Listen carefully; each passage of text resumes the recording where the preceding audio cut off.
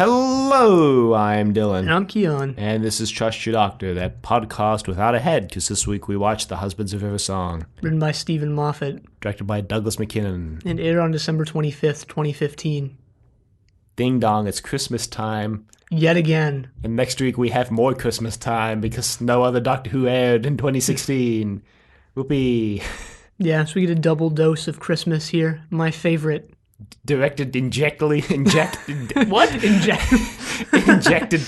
into my veins, yeah, Steven. You know, we were talking about, I think it was actually on our Despicable Me episode, which isn't out yet for our movie trilogy podcast, Triple Play. Check that out if you have the time and or desire. It'll be out in like a month from when this episode goes out. Yeah, so we were talking about live action Dr. Seuss adaptations, and I watched a couple clips from the Grinch, the 2000 Grinch. Mm-hmm. It was pretty bad. It was pretty good. Pretty bad. Then I watched a couple clips from the 2003 Cat in the Hat live-action movie, and I can only imagine how many times Dr. Seuss rolled over in his grave with that movie, because that looks actually terrible. Like possibly one of the top 10 worst movies I've ever witnessed. We should just watch that for Triple Play, just that, the Grinch one, and then just some other random movie. Some other Rubber. Dr. Seuss. Oh God, some other Dr. Seuss adaptation. I think those are the only two live action ones, or the only ones that are a big. We can always watch the Lorax. I bet there's some other live action adaptation out there, even if it's not an official one. Watch some fan made movie. Why not? Speaking of checking out our other podcast, in case you don't follow our Twitter feed, all of our podcasts are on Spotify now. You can find them by searching for them just in the Spotify search window and then going to podcasts. Or just go to twitter.com/TYD podcast and click one of the links. It's right at the top. Speaking of other podcasts, we're starting a new podcast in a month. Yeah. We're not ready. Official announcement coming soon, TM. Official announcement coming soon, recorded one day before it goes out, as is tradition. Well, I'm just going to say it here. Why keep it a secret at this point? Certain parties have been requesting that we watch Star Cops for a year or more than a year, and that's going to be part of this new podcast. We're not starting with Star Cops, though. No, were we? No. We are, yeah. Are we? Yeah, we're doing that, and then Children of the Stones. Just right. revealing all this here nonchalantly. Great. So if you listen to this episode... Here it is. Listen to is. this one random episode of Trust Your Doctor. In true Decorative vegetable fashion, the announcement for whatever project we're working on is incredibly underwhelming and shoehorned into an episode completely unrelated to it. Yeah, so look forward to that in 3-4 weeks' time. I remember when we first officially announced Triple Play, it was on episode 5 of this podcast, just kind of randomly thrown into the episode, and then we didn't act on it for 6 months. No, it was a year. Oh, yeah. Oh, yeah. Good times. Yeah. Yeah. Back in the good old days of this group of podcasts. When we didn't when we didn't have a fandom we had to please. When we didn't have a group of people so dedicated to our podcast that they actually followed us on Twitter. Anyway, the reason I brought up the Grinch is... because it's Christmas related? Yeah, well, it's Christmas related, and, I'll just take any Christmas related opportunity to say that the Grinch was just going so well until his heart grew 2 sizes bigger, and he didn't push the presents off the cliff. If he just pushed the presents off the cliff, it would have been the greatest Doctor Who story of all time. Doctor Who? Dr. Seuss, whatever. Same difference. Not really. Not really. Anyway, here we are at Christmas. This episode, if you watch this on Amazon like I did, comes with a behind-the-scenes feature. That I didn't watch because I was dead tired when I watched this and just wanted to get it over with, if I'm honest. Well, for once I did my homework, I did watch it, and it's pretty great. I like the behind-the-scenes. I derived more enjoyment from the behind-the-scenes than I did from the actual episode. Did you watch them first or last? No, last. Okay. It's kind of weird if you watched them first and you're like, man, I don't know what they're talking about right now. Well, it does spoil the entire episode. So yeah. Just watch that instead of the episode. Yeah, so it's narrated by Matt Lucas, who plays Nardole. Who comes back. That's good, because he's the best character in this, surprisingly. I do like No Doll. Matt Lucas is a British comedian I learned from watching the behind the scenes. I'm not really familiar Yeah, with who he is at all. if you saw the really bad Danny Elfman Alice in Wonderland live action, or the not directed by Danny Elfman, but suspiciously Danny Elfman-esque sequel, he plays Tweedledee and Tweedledum. Huh. All right. That's the only other place that I've seen him. So We were talking about this last week, so let's just tangent off into this. Well, we were talking about it off recording, but yeah, apparently I heard, I don't know if it's true or not, I heard that the reason why there's so many like bad Disney live action adaptations is because like when Walt Disney like was about to die, he wrote it into the company policy that they had to make something for, or some like movie related thing, whether it was like a direct to video thing, which obviously didn't exist back then, but I guess they took some liberties there. So Disney apparently has to make a movie for like all of their franchises like once every like 30 or 40 years.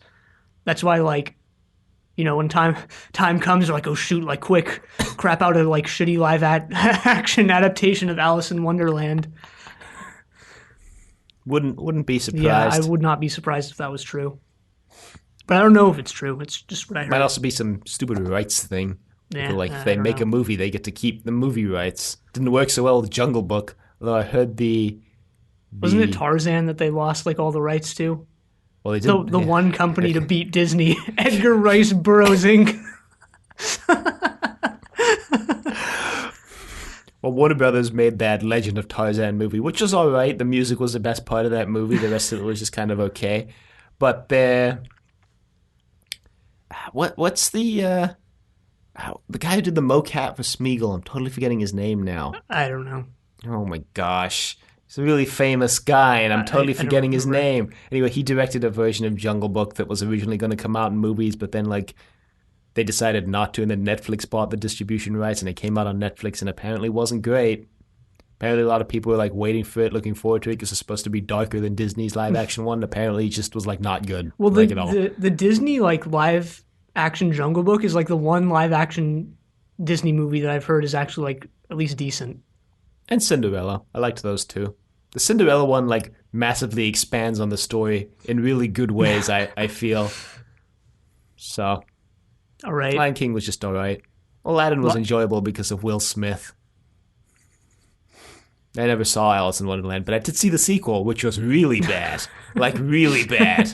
Maybe it's one of those ones where you have to watch the first one. I don't think so. I think they just decided to focus the story on the least interesting character in the movie, which was Johnny Depp. Not even Johnny Depp playing the Mad Hatter, just Johnny Depp. But anyway, back to the... Johnny Depp in Wonderland. They should just make a new adaptation where instead of Alice, it's just Johnny Depp, like the actual actual human real-life being Johnny Depp. who he wanders into Wonderland. Did you ever see that Disney movie called like Enchanted or something, and it was about an animated princess who finds this like random time portal, yeah. and she ends up in New York City. Yep. Yeah, I think it had Amy Adams in it. Yeah. Anyway, back to the behind the scenes. So it starts off with a little clip from Steven Moffat talking about how much he loves Christmas. Already a good sign, in my opinion. Is it? No, not at all. And then I realized, it cuts to Peter Capaldi, who is interviewed for like a good portion more than Steven Moffat. And I had no idea that he is like, for 90% of the 12th Doctor's character, he's not acting. That's just him. That's how good of an actor he is. He talks exactly like the 12th Doctor, like his mannerisms, his voice, just the thing where he kind of points his forehead slightly towards the camera and his chin is like slightly down. That's just him. That's Peter Capaldi. That's not the 12th Doctor. You've broken the veil of illusion. My mind was blown. It's like a lot of the actors who play the Doctor, though. Well, Tom Baker, David for Tennant, sure. I feel. John Pertwee, not John Pertwee. I feel. John also, Pertwee. also, I feel. William Hartnell, maybe. I don't know about I that. haven't seen any William Hartnell interviews though, so I don't know about Well, that one. William, like Doctor Who, when it first started, was a lot more performative, like acting was back in the day, because it was a lot more like stage acting. Hmm. So I feel like his was not, the natural William Hartnell. What if William Hartnell actually just said that in real life? Sylvester McCoy. I don't know. Yeah, maybe.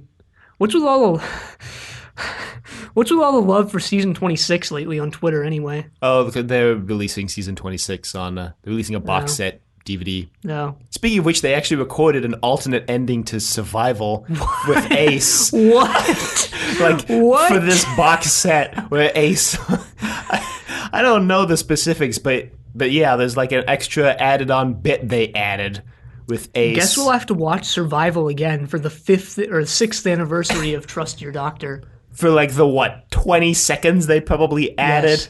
It is one of the best Doctor Who stories ever made. I mean, it's not like we watched Whatchamacallit again when they recorded that extra Tom Bakery bit a year ago for that box set.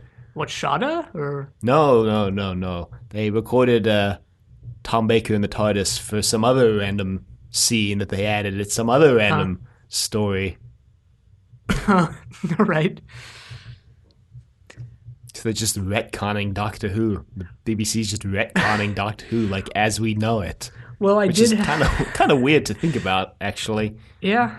I did have that list of stories I wanted to revisit, and Survival was on that list.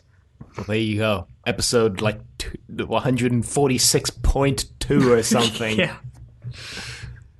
Anyway, I'm just going to go through some of the more interesting parts of the behind the scenes, I guess. So when the Hydroflax armor is laying on the table, gosh, what is his name? I can't believe I didn't write his name. The guy who played Hydroflax. I don't know, but I guess I could look it up for you. I guess. Greg Fine. Davies. Yeah, Greg Davies, who I believe is also a comedian. He wasn't in the suit at that point. He was just standing like underneath the table. That makes and sense. with his head like arched up like all the way. It's kind of how I figured they would do that. So that was kind of funny. Alex Kingston describes her experience going back into the TARDIS after a long while out of it. Peter Capaldi describes his reaction to seeing snow that's not snow and is actually just pulverized paper, and how it actually triggers Christmas thoughts for him. That's kind of weird. Yeah, I'm going to talk about that a little more in just a minute. But imagine like how annoying that would be, like getting all the paper in your hair and stuff. Not any more annoying than sand. At least you don't get wet like real snow. Yeah, Because you would get wet if you lay down in real snow because the snow melts due to your body heat and then your clothes get wet and then it's just uncomfortable. Yeah, real snow is really annoying. As is real sand. I've only seen real snow once in my life, and it was in the middle of the frickin' desert in winter.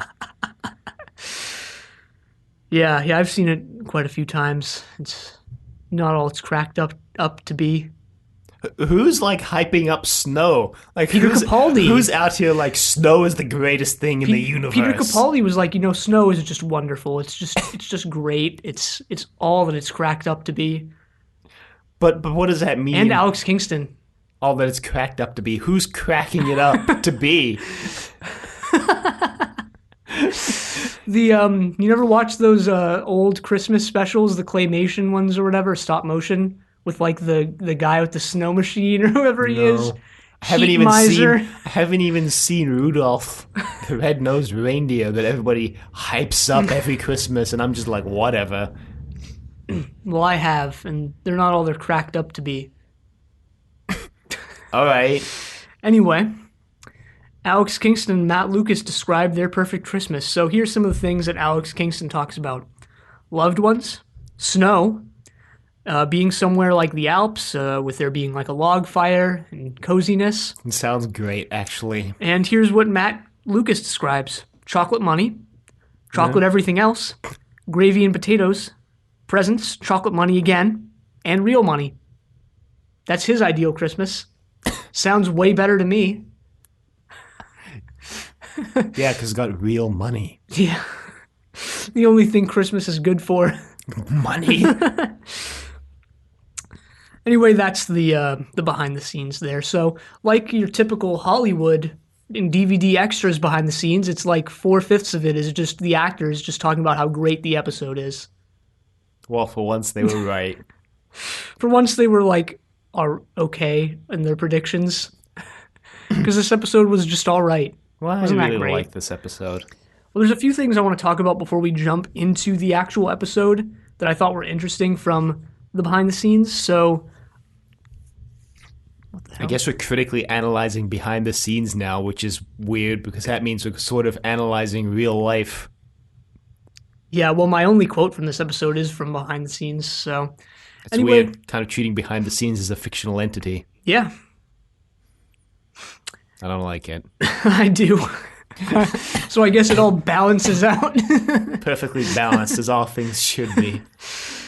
Anyway, Alex Kingston describes her experience going back into the TARDIS after a while, and she describes it as familiar yet different. So that's actually interesting to me because in a lot of mostly horror theory, but also just literary theory of the fantastic, so like horror, science fiction, fantasy, what have you, there are two heavily studied modes of, again, mostly horror, but also just ways of inspiring like fantasy feelings or whatever, which are the sublime as theorized by Burke and the uncanny as theorized by Freud. So what Alex Kingston kind of talks about here is an uncanny experience when she goes back into the TARDIS, because the uncanny revolves around times or just things that you see that trigger memories from the past, and you realizing that those things that you thought were only in the past are still there. Freud talks about this in like a much more unnerving way than walking back into the TARDIS and being like, hey, like this thing that's still in the past is here, but it's a little different and it's always been here. The typical horror version of that is like you think something is long dead or long gone, and then you realize something happens that makes you realize that it's always been that way and it still is that way, or that thing is still here.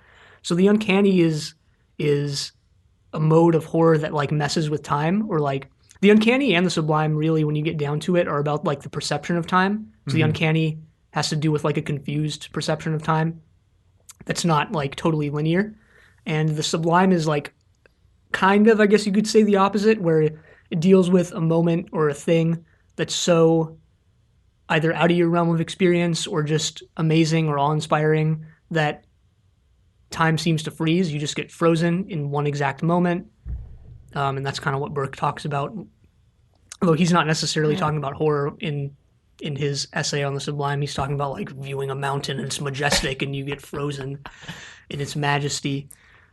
Can't expect the mountain to love you back. But what I thought was just kind of interesting here was that Alex Kingston describes the TARDIS, which is a time machine that deals with like non-linear time, as the mode of the fantastic that is about non-linear time, which is the uncanny, versus the sublime, which is just time freezing. Or maybe she just means it in a literal way, that the TARDIS is the same console room but completely different lighting and completely set up differently. Yeah, that is what she says. And she's still talking about the uncanny experience of that. Because that is an uncanny experience. Is that it's the same, but these things that are from the past, these memories, it's still there, it's still lurking. Even when you thought it was long gone. I don't know if she thought it was long gone. Pretty sure she figured that as long as Steven Moffat was showrunner, he would find a way to bring her back. Well, who knows? Maybe for her she thought it was long gone. I don't know. I don't claim to be able to read minds. Yeah, but if you're treating this behind the scenes as a fictional entity, then you can basically just assume they mean whatever they want, whatever you want. Well, I mean, who knows what they because mean? Because intentionality doesn't matter. Yeah, exactly. So who knows what they meant? Right? We can't read minds. Kind of At least seems I don't to claim imply to be that able to read minds. Absolute truth or just truth in general doesn't exist. But anyway, which is, yeah, it doesn't. I was going to say that's true. Should be a little strange. But anyway, the other thing I kind of wanted to talk about from the behind the scenes was Peter Capaldi talking about how snow triggers like Christmas feelings for him, because he talks about how when he sees the pulverized paper that they use for snow, he gets in like the Christmas spirit and he starts feeling like it's Christmas, and his body like actually starts feeling cold. So what he's talking about is something called embodied cognition, where like, and this is something that's talked about in like film studies a lot, where it's like if you're watching a movie and someone gets punched, like sometimes you flinch, and that's what's called embodied cognition. Peter Capaldi's talking about it here when he says, like, I get cold when I see the pulverized paper, even though it's not real snow and it's not really cold. But interestingly, he also talks about how he starts to get like anxiety over like, what, have I bought a tree? Like, have I got presents and stuff like that when he sees the snow, which is really interesting because that's not just embodied cognition. Then that's like, it's the snow is like affecting his mind, even though it's not. I mean, cognition real. has to do with your Yeah, but it's not mind. embodied. It's not. Well, I guess it's embodied because your mind is part of your body, or at least somehow Yeah. linked to your physical body. But like, it's not. When people say embodied cognition, it's not normally what they're talking about. They're normally just talking about like, someone gets punched, you're like, ooh. Cool. But yeah, that's really interesting because that's also something. Maybe my mind was just on this track because of the whole uncanny business that I was talking about before. But that actually like brings up the question, like, when you talk about embodied cognition, that is like linear, right? Like you yourself as a viewer are flinching because someone gets punched, but like, is Peter Capaldi getting these worries because he sees something that looks like snow, or is he seeing the paper as snow because he has these worries? Well, this presumably wasn't recorded anywhere near Christmas Well, time. no, it was recorded in September, according to the behind the scenes. When this episode goes out, basically. Yeah, so there's an even bigger confusion of time. Or it's like, I guess, if you, for example, stupid example, but like if you get worried whenever you see a banana, like after a certain, after like, maybe after years of getting worried about bananas, like maybe you're starting to, maybe you now see bananas because you're worried instead of you getting worried because you see bananas. Sounds like some psychological torture nonsense. Yeah, well, that's why I thought it was just interesting that Peter Capaldi had like these anxieties over the snow because maybe he's now seeing, because it's not real snow, so maybe he's now seeing snow because he has anxiety. Just like stab someone every time they see a banana, and then maybe when they see a banana, they'll be like, "Oh shit, I'm gonna get stabbed." It's a practical application of this. They just start spontaneously bleeding out every time they see a banana. Yeah, how far can we push this? I knew someone who like who couldn't stand like seeing eggs. She just wouldn't like in any form, yeah, or any form. So, like, if you cooked them, she wouldn't even want to see them. Like, so like, what about an omelet? I have a lot of questions now. So, but what if she like was a subject of these experiments? What if she would like just start bleeding every time? We don't know. What if this has all been done? The CIA's secret program. Men and women who stare at eggs.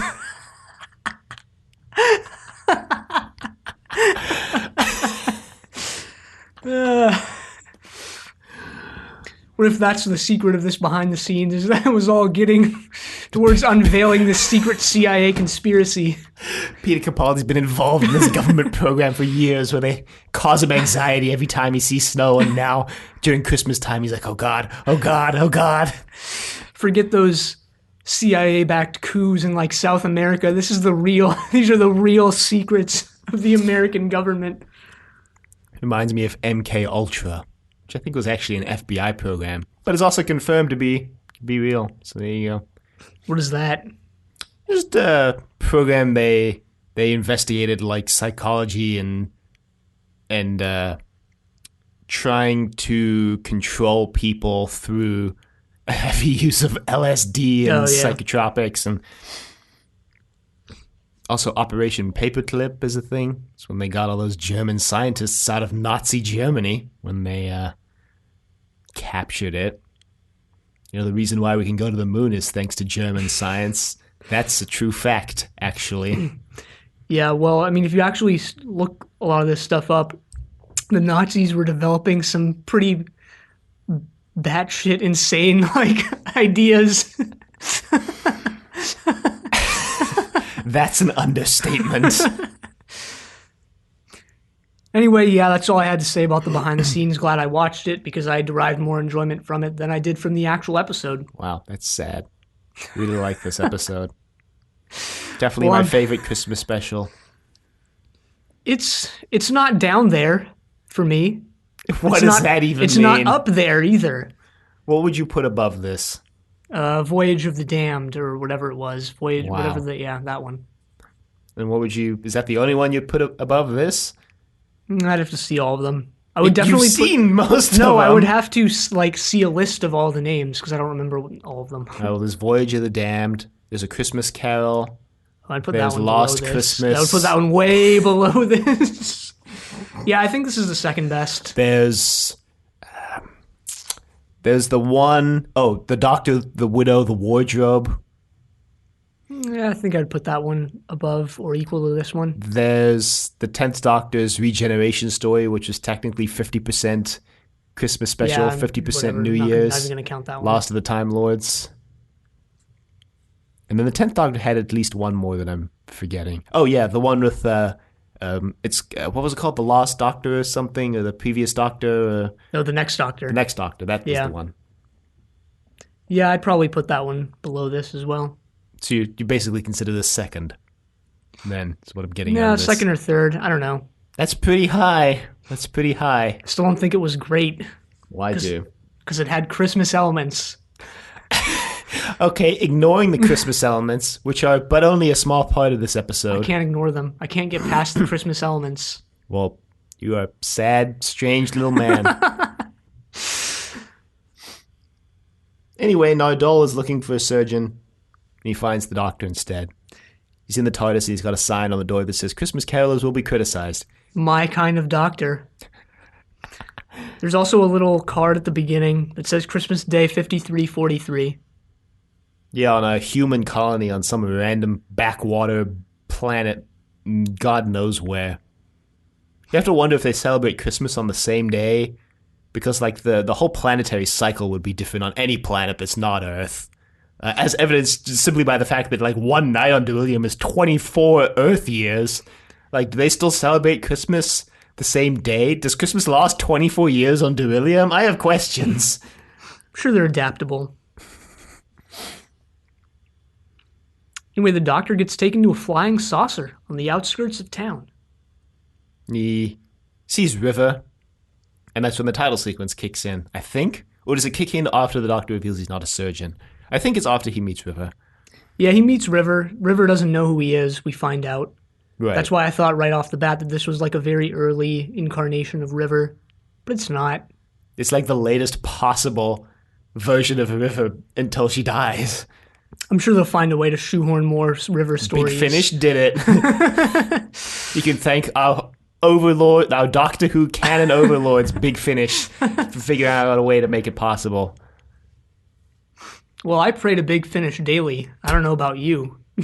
But that's how they have that's how they have the all good the power. fortune and Great. It's because of people like me. Anyway, the title sequence plays and it's Christmas themed. Yeah, Gag. all the planets are replaced by Christmas ornaments. I didn't notice that the first time I watched this. Maybe I just wasn't paying attention to the title sequence. But yeah, the Doctor has to perform a surgery on this guy who's in a huge suit of armor. Yeah, King Hydroflax of the Human Empire. Only 4 billion people are watching this surgery. I say only because like the population of Earth right now is 7 billion. Well, and this is in like the 55th century. But it's probably not everyone.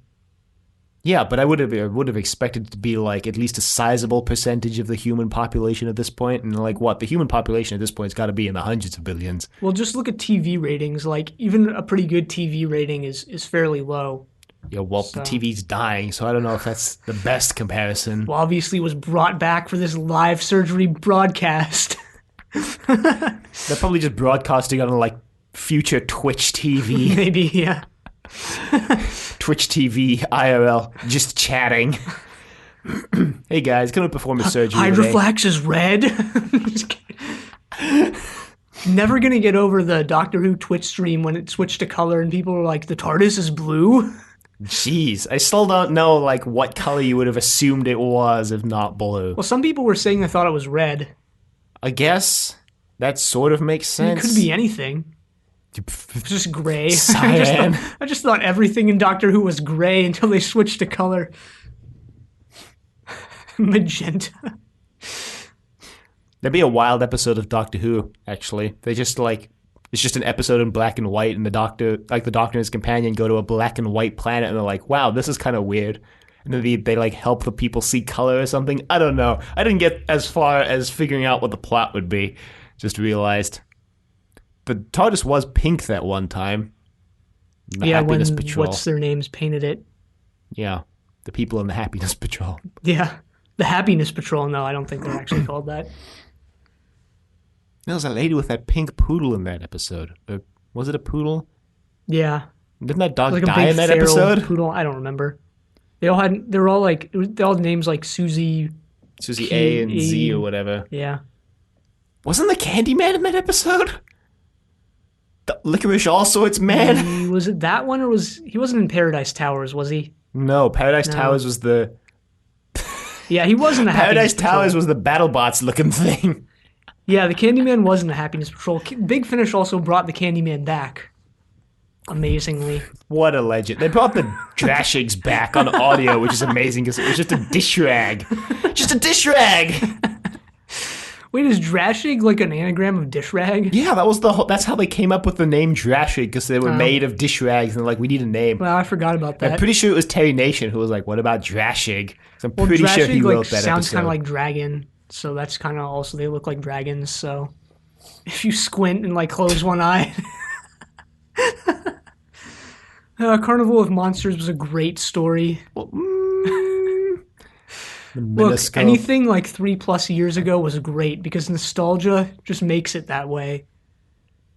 You know, Towns of Wang Chiang. Okay, so you're saying great. that Underworld is great. Yep.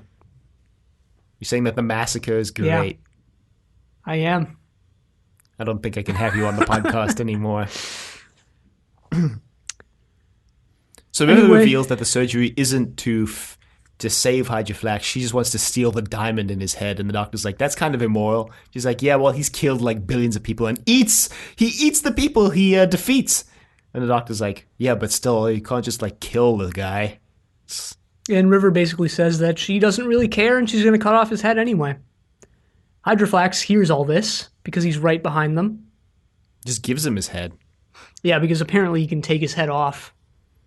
At this point, I sort of wondered, like, is Hydroflax him or is Hydroflax the armor? Who is Hydroflax? Who's the real ruler here?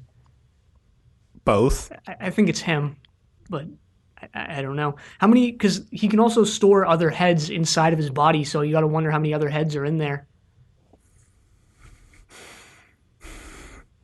Maybe hundreds. Possibly. Bigger on the inside. Speaking of bigger on the inside, they flee first and foremost, and Nardole gets captured. But they go and meet up with River's husband, Ramon. River's other husband. Yeah. She's also married to Hydroflax. Hydroflax, right. The doctor, when the doctor hears she's married to Hydroflax, he's like, wait, what? And he starts getting a little jealous, I guess. And then when she mentions she's married to Ramon, he's like, wait, what? He's like, how many husbands do you have? River actually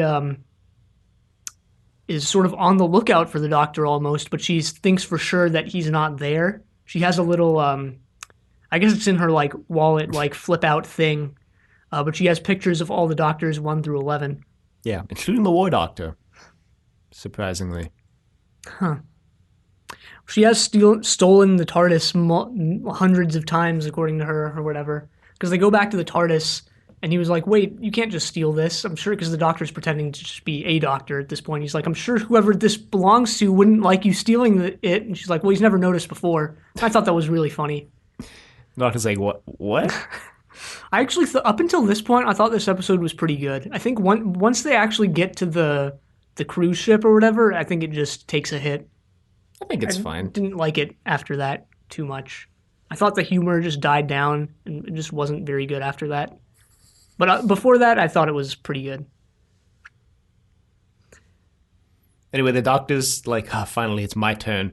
He goes into the TARDIS and he's like, wow, my complete understanding of Euclidean 3D space is shattered.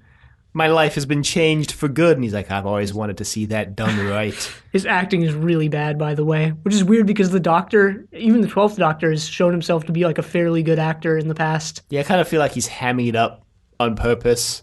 Yeah, probably to get River to realize, like, hey, it's Yeah, me. like, I've done this before, except she's like too busy opening one of the round things to reveal like secret stash of brandy. And the doctor's like, the doctor goes all wide-eyed, like literally wide-eyed, and he's like, what? Yeah, River is like really dense in this episode. Seems a little bit odd. She didn't know that the doctor got a new regeneration cycle though, so I guess. that's Just the thing. seems like she would somehow be able to realize that it was him, but I guess not. I guess for this episode to work and for the humor of it to work, she has to not realize, so fine. I thought for sure they were going to come out at the end and was like, of course I knew it was you all along. But no. Well, Ramon also gets captured by Hydra Flax. The TARDIS isn't taking off. The doctor says it's probably because the head and the body are in two different places, because the head's inside the TARDIS and the body's outside, and the TARDIS doesn't allow Because that. we didn't mention they just shove Hydra Flax's head in a bag. Hydra Flax plans to like murder multiple people and destroy multiple worlds if they get away with it. I don't know They why, just tell but them to, like, shut for up. some reason this reminded me of that scene in Men in Black 3, I think it was, when they go bowling with that one guy's head to get information out Yeah. of him. Yeah. But yeah, then Hydra Flax kind of breaks his way into the TARDIS, and the doctor like shuts the door behind him, and the TARDIS flies away. They let him in because he like knocks on the door and they're like, "Oh, Ramon, come on in." And it's Hydra Flax. Knock, knock. Who's there? Hydra Flax.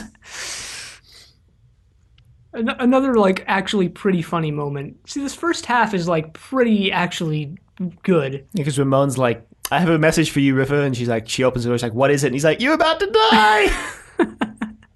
Pretty much in that exact tone of voice too. Yeah, because I guess the armor can control its heads unwillingly because Nardole and Ramon are being controlled. Well, that scene where Nardole's like calling out to Ramon, he's like, hey, come over here. You see just comically the body has a gun to Nardole's head. And he's like, please do what it says. It's going to blow my brains out. Maybe it's the armor calling the shots. Maybe King Hydroflax, the head, has like been corrupted by the armor or something. Maybe. Fanfiction.net, where you at? Did you ever find that fan fiction about the ice cubes? Oh no, I forgot. Or actually, I didn't forget. I haven't done the notes for that episode yet. So Oh, right, that episode goes out there. tomorrow. Yeah. Oh no, revealing we record these a week and a day in advance. We've already said that like multiple times. Then I end on this cruise ship, and it's like, we're now cruising past the 4th galaxy in our 7-galaxy Whoa. tour. And I was like, is that a Galaxy Galaxy 4 reference? Is that an oblique Galaxy 4 reference? I'm just going to pretend it is because I think it's funnier Yeah. if it is. Galaxy 4, the most forgettable Doctor Who story of all time. Is it? Yeah. I have no idea what happened in Galaxy 4. Really, what about the mutants? Mutants is my favorite Third Doctor story. Interesting. What about any episode that has the Who-mobile in? The only thing I remember about the Who-mobile is that they ran over that guy in the one episode and he just came out of it completely fine. Well, the Who-mobile, I think itself is fairly forgettable, especially when you compare it to Bessie. But I don't know. I don't remember which episodes the Who-mobile is in because, again, it's forgettable. But I don't think that means the episodes themselves are forgettable. What about Planet of the Giants? What about Reign of Terror? What about like 50% of the First Doctor stories that I remember nothing about? Well, Galaxy 4 is a First Doctor story. And it's one of those very non-memorable ones. It's probably like 10 Second Doctor stories we're like completely neglecting to Yeah. remember. Like Oh, yeah. ever. Oh, yeah. The Highlanders. It's the one that No, introduces I Jamie. wouldn't count that one as one. I would count the ones that like we seriously cannot even name right now as one that we'd have to look up to know. What about that Fourth Doctor one that's like Frankenstein inspired them? Oh, the Brain of Morbius. They were talking Remembering about now. Horror of Fang Rock. Oh, that's a forgettable one. I don't remember what happened in that one at all. That one had the who are the Sontarans' greatest enemies? Forget their Oh, the name. Rootans. Yeah, it had a Rootin. It's like the only time we've ever seen a Rootin. And that's like the only thing I remember about it. Yeah, me too. Anyway, back to this. Back to the cruise ship. River's like, this is a cruise ship of genocidal maniacs. Because you have to have proven that you've like committed genocide at least once to even buy wasn't a it like ticket. at least 3 times or something? Oh, maybe. Anyway, it's staffed by the Blue Man Group. The last funny thing in this episode, I think, is when River introduces the doctor to one of the ship's staff, and she's like, "I've brought him here for dinner," and he's like, "Oh, I'll take him right over to the chefs to be prepared." She's like, no, he'll be eating. And he's like, oh. Looks really disappointed when he realizes that. And they try. Hydroflax is woken up, and he's shouting. He's sort of cursing them out from the bag. The doctor's like, "Oh, my stomach!" Hydrofax is like, "I will murder everyone here." And the doctor's like, "Oh, it's really hurting."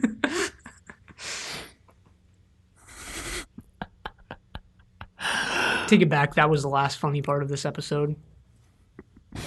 Actually, no. There were some slightly funny parts later on, now that I look back. They just weren't as funny as the first half. I do like the change of setting, though. Always helps. Always works. It's true. One of the best parts of Keys of Marinus was the 6-time change of setting. Damn, I want to watch Keys of Marinus again. I think it was on my list for things to revisit. We can do a Keys of Marinus survival double feature for the 6th anniversary. Oh, no. Well, since it's the 6th anniversary, we should do a 6-parter like the Keys of Marinus. But you're going to say we should do a 6th Doctor story, like the entirety of Trial of the Time Lord. You know what was a forgettable story? Mind Warp.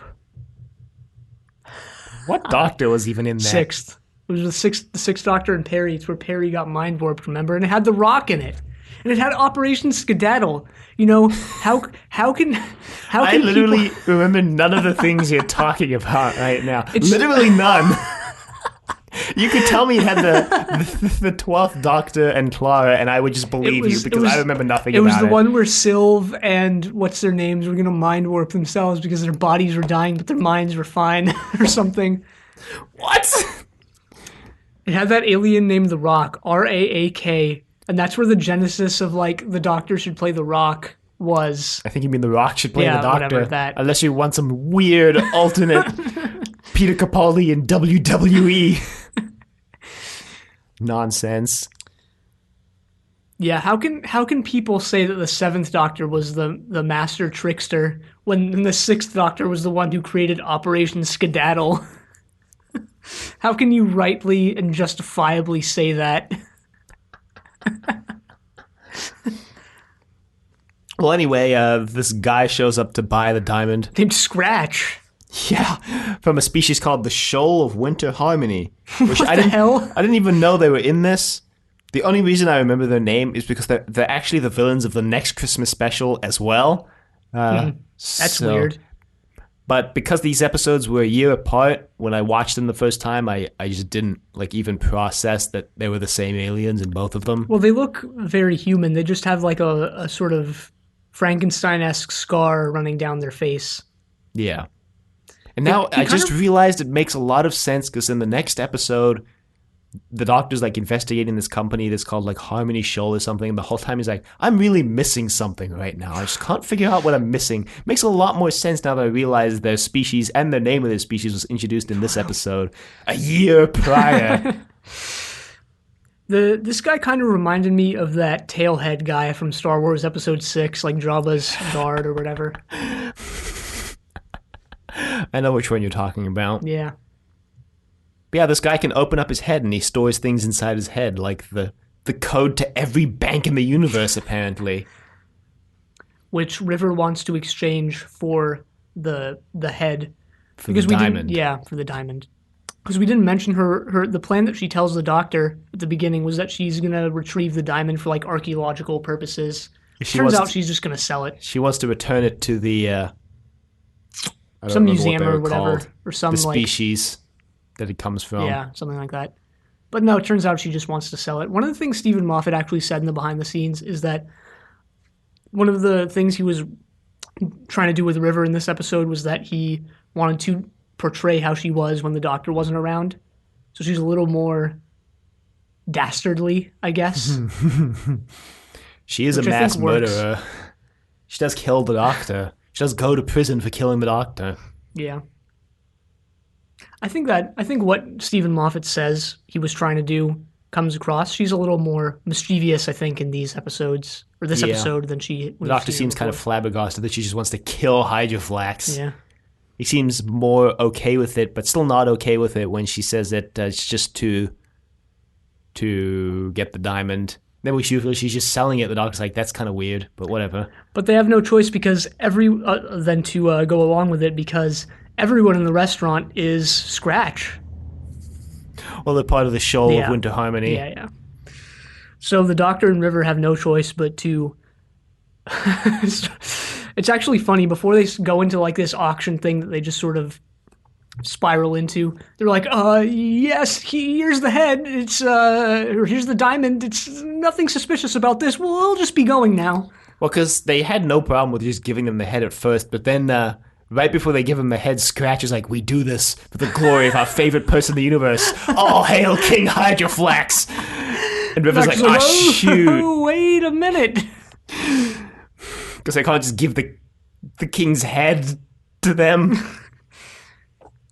So they start this auction thing. So the doctor's like, we're going to give this to only the most devout of you. King Hydroflax's head. And then Scratch is like, no, what are you doing? This isn't what we agreed upon. But then people they like fake a bid, but then like the second bid is real. This lady in the back, she's like, yeah, I really want King Hydroflax's head. Things erupt into chaos.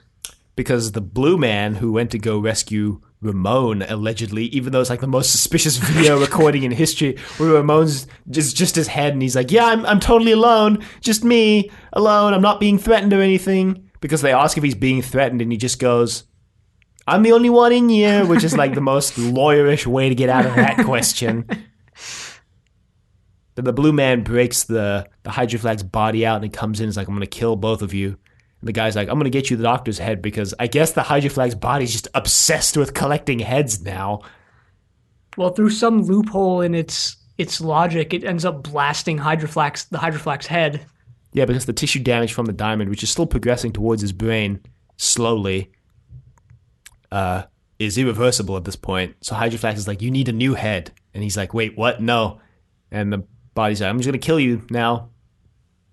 He just blasts him. What a twist. The diamond lands in a pile of ash. So there's a mad scramble for the diamond. But eventually River catches it.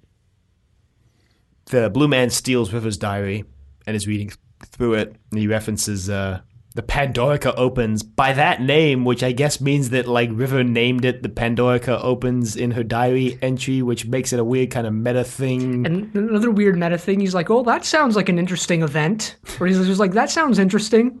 Steven Moffat writing. Wow. Steven. You can just almost hear Steven masturbating himself on the page. Yeah, I'm going to tell him my story's great. Jesus. Brittle and crinkled drafts that he turned in. Jesus. Yikes. This went in a direction that it didn't need to go. This went in a direction that didn't need to happen. Might just slap an explicit tag on this podcast. Anyway, River has this whole big speech about how she loves the doctor, but the doctor doesn't love her back.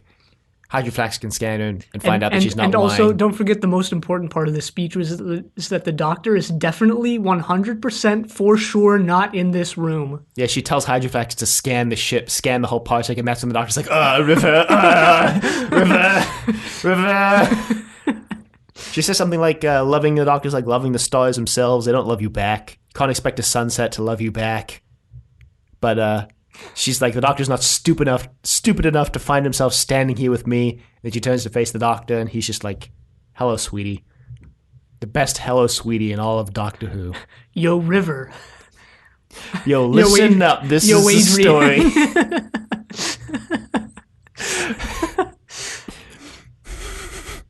Yo, we did it, River. The 12th Doctor's just dying. Yo, River, we did it. And he dies.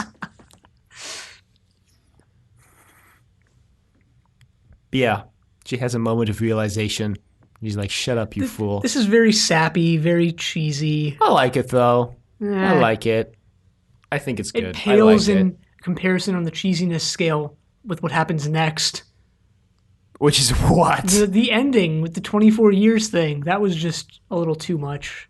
Oh, that was too much, but Clara literally coming back to life and getting her own TARDIS and flying off with another immortal to travel the galaxy for millions of years, that wasn't too much. Yeah, that wasn't sappy in any way. Yes, it was. No, I don't think so. The whole episode was sappy. The Doctor's playing his sad song. Clara's like, you're going to be fine. The Clara Memorial on the TARDIS. But it wasn't like romantic sappy. That's what I'm trying to say. I guess the funniest line in River's speech right now is when River goes, he doesn't go around falling in love with people. I was like, lol, that's not true. That's not true. Thanks, Russell T.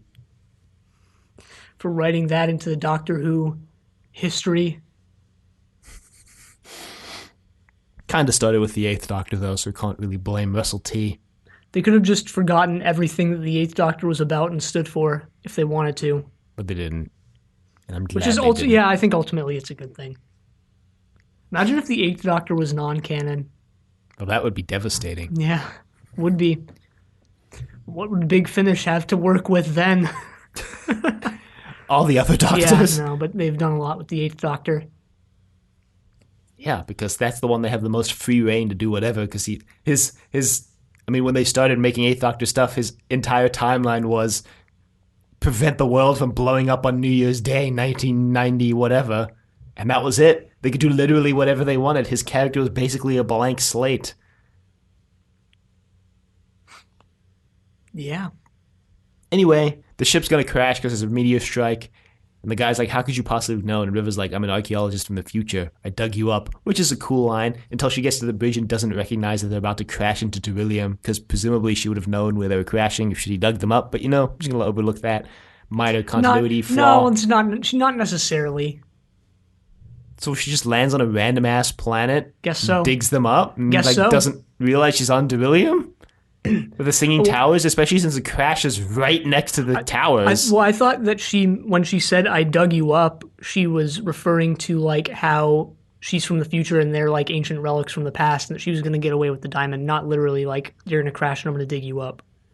But it's implied that she knew exactly when the meteor strike was going to hit, and she knew exactly where to stand because she's presumably seen the crash, and she knows where to stand to survive the crash, because she's like, if you were in this crash, Doctor, where would you think is the safest place to stand? He's like, I assume it would be right here. And she's like, yeah, and you know what? That isn't a coincidence. Yeah, so I just thought that she meant like she was going to get away with it all. Not like that she was literally physically later going to go dig them up. I don't know, the way she says it's not a coincidence, and how she like knows that that's where she needed to stand the whole time makes it seem to me that she knew. I don't know. I'm just going to go with my theory, though. Ignoring one thing in the episode for another. I mean, that's really what it comes down to, is which... I don't think it's ignoring. I think both of these theories take everything in the episode into account. I guess. I don't think either one really ignores something. Anyway, the Doctor tries to teleport River out of there, but she just flies the TARDIS into the cockpit, and the Doctor's like, well, I guess we both got to leave now because impact in 10 seconds. They crash. River gets knocked out because she bangs her head on the console. Throwback to when the Sixth Doctor died by banging his head on the console. They both have these lines like, they want to stay and save everyone, but they both decide that like their views, they're like they have more esteem for each other than they do for anyone else on the ship. Consider they're all genocidal maniacs who've committed genocide 3 times. Steven Moffat makes it really easy not to care about anyone on the ship. But yeah, they TARDIS themselves out of there. Well, the TARDIS just crashes with the ship, and then the Doctor travels forward in time like 10 minutes or something. Oh, yeah. Is that what happens? I forgot. I was kind of tuned out of the episode. Because it crashes and River kind of bangs her head, and she gets knocked out. And then the Doctor meets this guy, and he's like, I've been looking for survivors. And the Doctor's like, I don't think there will be any, but that's very brave of you to try. The Doctor's like, you should build a restaurant right here, overlooking the towers. You make a lot of money. And he's like, yeah, but I need a lot of money to start with. And the Doctor produces the diamond that River... We forgot to mention that River catches it in her boobs when they're falling through the spaceship. Or in her shirt. Yeah. It's kind of implied to go right in the middle, but we don't need to dwell on that. But he produces the diamond. He gives it to the guy. Yeah, because we also skipped something that River said earlier, which is that the doctor had always promised to take her to dinner on, this certain restaurant or whatever. Yeah, at Duillium. But he keeps Towers, canceling because the doctor knows it's the last time he sees her before she goes to die at the library. Because she mentions it in the library that she was just at Duillium with the doctor. A line that you probably forgot about from like 5 years ago. I forgot about it for sure. Actually, it was more than 5 years ago at this point, I think. Maybe it was about 5 years ago. About 5 years ago. Series 4. This is end of Series 9. Yeah. It's about 5 years, maybe 6. And then they build the restaurant. And the doctor books a table which they only have for Christmas 3 years in the future. So the doctor's like, that's fine. I got a time machine. He just zoots ahead 3 years. Finally using the TARDIS for something practical. For like the first time ever. And then they have the dinner at Duillium. And the doctor saved Ramon. Yeah, Ramon. And Nodal. And the suit. He reprogrammed it. He defeated it in the episode by slamming the bank codes onto the machine. Yeah, we skipped that. Overloading it. Overloads, and the doctor turns to a random guy and he says, he had a bad day on the market, and he runs off screen. And then he runs back. He's like, I'm sorry. I realized that was a bad joke, but I couldn't resist saying it. And then he runs off again. But yeah, this ends with the Doctor and River looking out over the singing towers of Duillium, discussing how nobody knows how they got there, and nobody really knows what produces the singing noise. And, they know that this is sort of the last time that they have together, but then the Doctor reveals that, a night on Duillium is 24 years. 24 years is like 24 minutes. I knew you were going to say something like that. Doctor also gives River her sonic screwdriver. Probably should mention that. Yeah, because we didn't even mention the sonic trowel, which she'd been using for this entire thing. Which can shoot laser beams, apparently. Yeah, it looks a lot better than the sonic screwdriver. Like that time Romana made like a better sonic screwdriver and the Doctor like totally played it off like his was better, but we knew it wasn't. Yeah, remember in the first time the sonic screwdriver showed up and it was actually used for screwing in screws, and the Doctor's like, I invented the sonic screwdriver. Power and of the Daleks there. It was just all it did was screw in screws, and that was it, and it was actually a screwdriver. It was never used to do anything with screws ever again. Yeah. Yeah, he gives her the sonic screwdriver with the memory thing inside that he uses to save her in Science in the Library. Yeah. So the reason this ending kind of rubs me the wrong way a little bit is because, like, even if it is 24 years, because after the Doctor tells River it's going to be 24 years, and she's like, oh, phew, it's to spend 24 years with you, Doctor, before I have to go and die or whatever. She doesn't know she's going to die, but, like, she knows this is her last time with the Doctor, like we've mentioned already. But the reason this kind of rubs me the wrong way is, like, it doesn't really matter how long it is. Like, at the end of it, you're just going to be like, well, shoot, like, I wish this lasted longer anyway. Like, whether it's 5 seconds or 24 years. Yeah, but that's why River has her line, because the Doctor's like, happily ever after doesn't exist. And then River says, like, happily ever after doesn't mean forever. It just means any length of time. Yeah. So, like, whether it's 5 seconds or 24 years, you're still going to be devastated at the end. Yeah. But I think it's supposed to be a, like, upbeat ending where it's like you're not devastated right at this moment watching this episode because you're not like, oh shoot, she has to go and die right this instant. I guess. For her though, like even at the end when the 24 years are up, I mean they're up, like. Yeah, but like is that really a problem? Like who cares how long it is?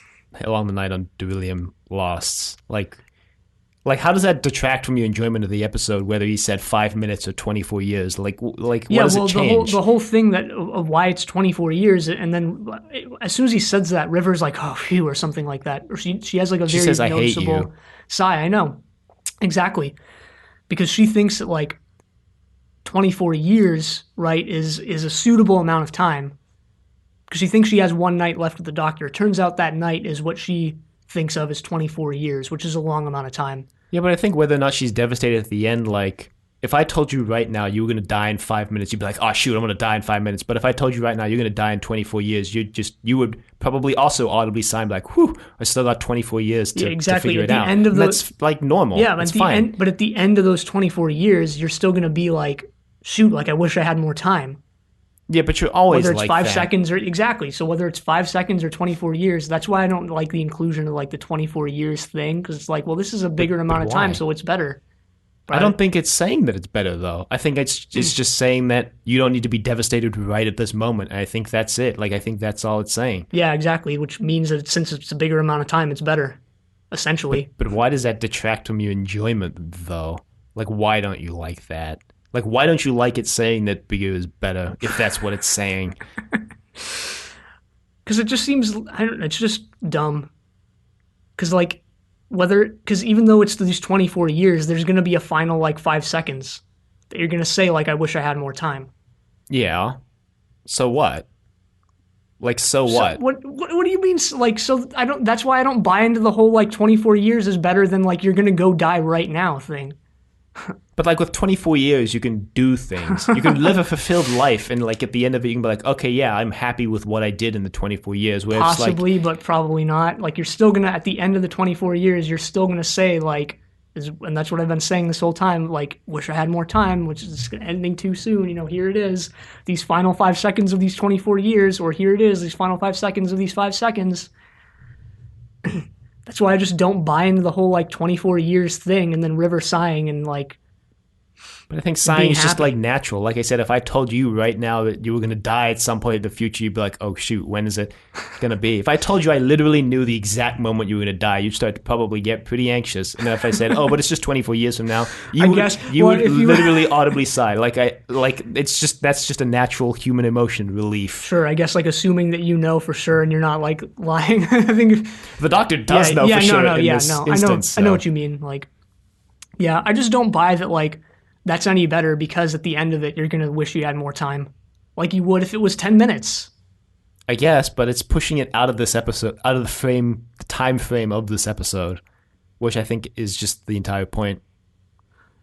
I guess maybe. So in that sense, it's for us, it's for the viewers rather than River, which also doesn't really mesh because it is for River because of her reaction to it. So I don't know. It feels like a mess. I don't think so. I think it's fine. Like, I have literally no problem with it. Diving into could yield some interesting results, but I didn't like this episode because of it. Even then more just because ignore of it. it. Yeah. No, I can't ignore ignore it it. I'm not just going to ignore it. Just write my own version of this. Literally just rewrite the script from scratch, but change like one line at the end. You could literally just pretend like that 24 years doesn't even mean Earth years. It just means like some other random planet that has an orbital period of like 20 minutes. 2 seconds. Like 24 Gallifrey years, and Gallifrey years last like 2 seconds, you know? You can do whatever you want. You can retcon it however you want. I'm never going to be able to get past it. I'm never going to be able to get past it. It's 24 Earth Maybe it's years. 24 Beryllium years because Beryllium just orbits the planet like blisteringly fast, and it actually literally means one night. I mean, that's the thing is that it could never really be as short as 5 minutes because it's got to be the entire night, however long that lasts on Beryllium. Even if it's 5 minutes, that would just like suck for the ecosystem of the planet. Yeah, maybe the whole thing of this is like we don't know how long that 24 years is, so that really all time is just the same amount of time. Really, also playing into the whole uncanny aspect of like all time is just the same and nothing has changed from the behind the scenes, which is like a weird meta thing to top off the last season's meta stuff. Yeah. Well, the meta stuff is what I want to talk about, so maybe that's a good segue. Sure. Because I wanted to talk about the Doctor's sort of, it's not fourth wall breaking the fact that he's turning to the viewer and saying, Merry Christmas to all of you at home, but it's like kind of a wink wink and a nudge nudge because he's ostensibly talking about the towers where he's like, you know, when the wind is fair and the air is still and just at the moment you need it the most, there's always a song. And yeah, ostensibly he's talking about the towers, but I think it's more of a kind of meta statement where the Doctor is saying, and maybe Steven Moffat to an extent is saying, like, you know, who better to put the Doctor back together after he literally had a piece of him removed last week for us than River. Me as a writer. Yeah, than me as a writer. Than River's song, right? His wife, and at this point, like in the reboot, his longest running kind of cohort. And I think that's interesting that that line kind of appears in the episode, and seems that the Doctor recognizes it as well. Like, because he says a lot of other things that kind of allude to the events of Heaven Sent and Hellbent, about how, you always end up losing someone, but what actually matters in the end is the time you spent with them, and everything has to end. But what's interesting is that he's saying these things to River with the life experience of having, things have ended, and like the 11th Doctor was like, things always end and it's always sad. And the 12th Doctor, even like at the end of last season, was like, everything that ends is sad, like, and everything is sad because it ends. But in this episode, when he's talking to River, he's like, everything ends, and it's sad when it ends, but it's always important that we consider the happy times before the ending, and we find new happy times after the ending. There's like character growth for the 12th Doctor, a lot of character development in that whole Beryllium scene at the end when he's talking to River, because he knows River's going to die, basically. Yeah, well, I think what's kind of reassuring in all of this is that, like, River's end was the Doctor's beginning with her the first time he met her. Mm-hmm. So, like, even if River's going to her end, life still goes on type thing. Like, it wasn't the end for the Doctor. It wasn't the end. Well, it was the end for some. Well, and I mean, even then, like, it was the end for the people who died in that episode. But like, their like buddies still went on, or actually, did they all die? I forgot. But but like, people still went on after that. The Doctor and who was that? Donna. Mm-hmm. Yeah, Donna still went on after that. Even though River is going backwards in time for the Doctor to her death, time still goes on after that. Yeah.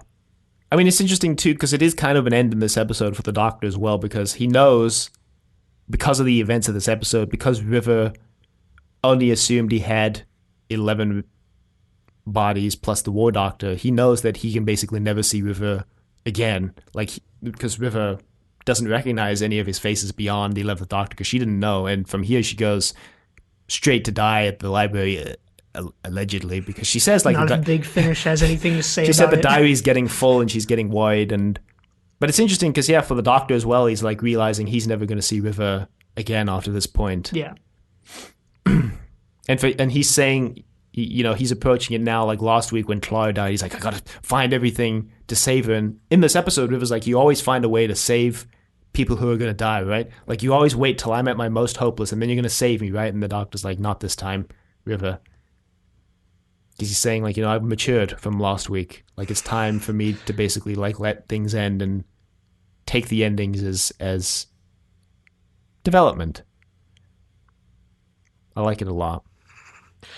The other thing I wanted to talk about was the super bootstrappy aspect of this entire episode. And how it's like, where did the concept for the restaurant on Beryllium come from? Because the Doctor tells the guy to build the restaurant there because the Doctor already knows that a restaurant is there in the future. So who actually came up with the idea for the restaurant on Beryllium? Who came up with the idea for River's Sonic? Because the Doctor gives River the Sonic because he knows that his 10th incarnation saved River using that Sonic screwdriver. So where did the idea of that Sonic screwdriver actually originate? There's things like that. Like, retroactively makes some aspects of River's story like kind of a bootstrap paradox. Yeah. Which I actually like, because she is a character that is very difficult to follow. Yeah. So that's what I wanted to talk about. Yeah, I also wanted to talk about some of the 12th Doctor River things.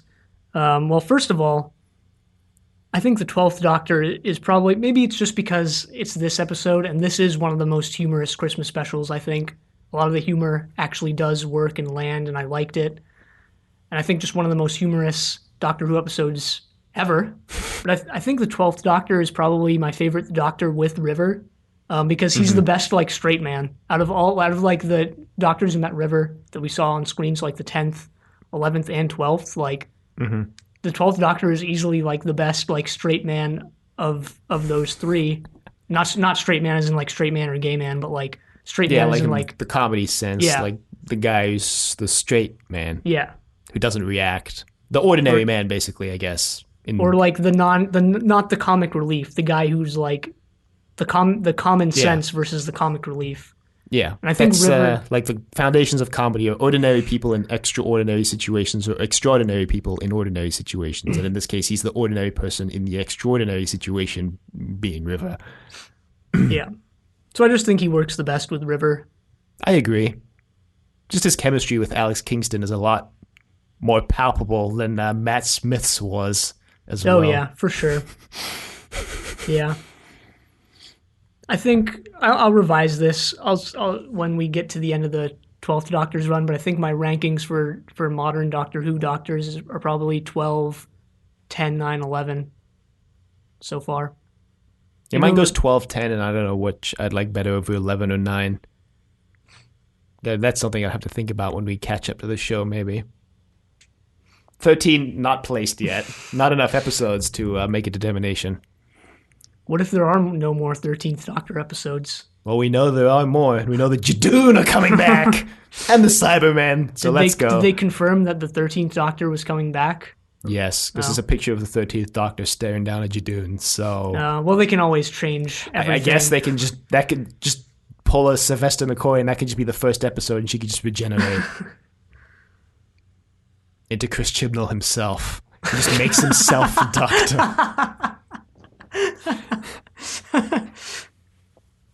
That'd be the greatest coup in Doctor Who history. The showrunner just casts himself as the Doctor. No acting experience required. Just Tom Baker it. Some Spike Lee nonsense. No, I'm just kidding. Spike Lee fits in like almost all the movies that he's in, that he puts himself in. Quentin Tarantino put himself in a lot of his own movies, and it works. He doesn't put himself as the main character, though. It's true. He's just kind of like a side character. In Pulp Fiction, he was like kind of a major character, but like not a protagonist. Which, that kind of even more haughty than making yourself the main character, honestly. It's making yourself a side character. I'm going to take that back completely, though, about Spike Lee. Spike Lee is actually great and Do the Right Thing. I haven't seen it, so... Should. All right. You ready to move on to the sonic screwdriver? Yeah, I'm pretty much ready. All right, well, I got scanning, activating an internal teleport, and unknown purpose. And a bunch of stuff that Keon's got that I missed. Yeah, I didn't have unknown purpose somehow this week, but I had shooting beams that was done by the sonic trowel, breaking stuff when the Doctor disassembles the control panel things, and boosting the power or something. I don't even remember when that was. Maybe that was the unknown purpose that you had. I don't know. Maybe. I don't know. Yeah, it was used for a bunch of stuff as it normally is. One of us needs to go back and update the sonic screwdriver page on our website. It hasn't been updated since the 11th hour, I think. I want to update the site before we start this new podcast that we have planned at some point. Okay, well, you better get on that because that's like soon. Yeah. Or if not necessarily update the content, at least update the structure because it needs it. But anyway, that's not a story for now or ever. Yeah, well, I picked out some pretty good quotes, I think. I'm going to say them in reverse order because I want to end with the one by the Doctor. I only have two. So I got one by the river that says, an archaeologist... There we go. If we haven't said it before, here we go. Happened now. An archaeologist is just a thief with patience. Just thought that was a funny line. Indiana Jones. Anyway, this other quote I'm only bringing up because it's going to force Keon to actually have to pay attention to this episode this far into the episode, but the Doctor says... it's a tiny bit complicated. Most people need a flowchart. When River's like, how do I know you? The Doctor's like, it's complicated. You're going to need a flowchart. I always pay attention in the last 5 minutes. First 20 minutes, last 5 minutes. That's when the episode... So you're not going to link that flowchart that you link every time we mention River's song. Yeah. Actually, the funniest line in this episode was right before the title sequence rolls is when River mentions her husband. She's married to King Hydroflax, or her husband is dying. But we don't know it's Hydroflax yet. And the Doctor says, I'm going to need a bigger flowchart. Yeah. Oh, is that all? Yeah. So I just had one from the behind-the-scenes video, which was from Alex Kingston. She says, who knows what goes on in the mind of the great Steven Moffat? It's true. Who knows? It is mystifying. When he dies, save his brain so it can be studied. Just kidding. Probably just looks like every other brain. Who was that football player who like committed suicide And like he, in a suicide note, he's like, study my brain so you can figure out what drove me to suicide or something. I don't know, I don't but know. was It was that the like guy who they studied his brain and realized that like multiple concussions can cause like depression and anxiety, and it's probably what led to his might have suicide? been, yeah. I don't know.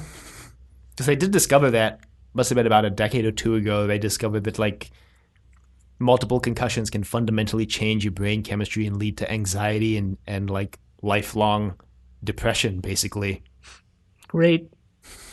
So concussions are bad, and now we've discovered Even they're worse. even worse. Yeah. Awesome. What would be like truly revolutionaries if like sometime in the future we discovered like concussions were good, or like something that everyone thinks is bad right now is actually like really good for you, like LSD. like how like in the medieval era, like Leeches. people were like, don't take baths, like what the hell are you thinking, like baths are terrible for you, and now we're just like, what the hell are you thinking? Maybe one day we'll discover leeches are good again. I actually think And that's maybe already then happened. leech punk will become a reality.